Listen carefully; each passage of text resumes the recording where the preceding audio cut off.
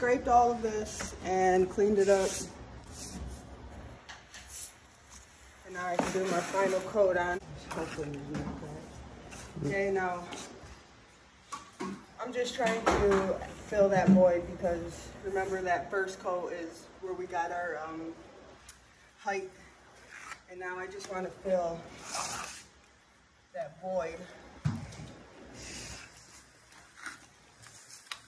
Now here I'm actually doing a little bit of a float.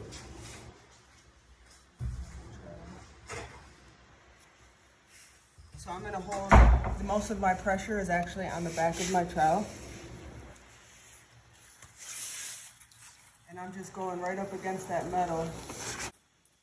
Basically what we're doing here is just filling all of the voids and fanning it all out so that that ramp is not just a ramp, it's going to gradually come down and then you won't feel that ramp.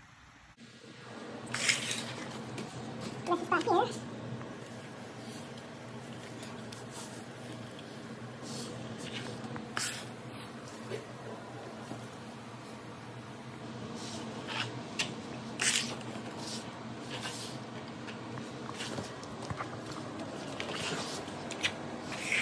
When we do LVT, the rule is 3/16 of an inch over 10 feet. Is that the same for carpet tile? Any flooring, yeah. All I'm asking is the tolerance and the levelness of the floor, sorry, the flatness of the floor.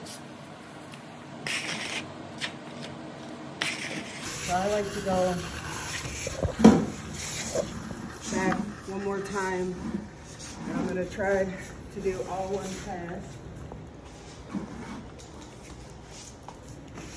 And again, I'm not putting too much pressure down.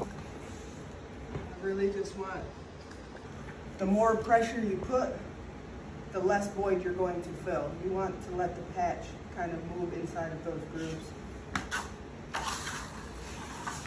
Now again, smooth out. My pressure is on the back of my trowel so that I can get any ridges that I left behind.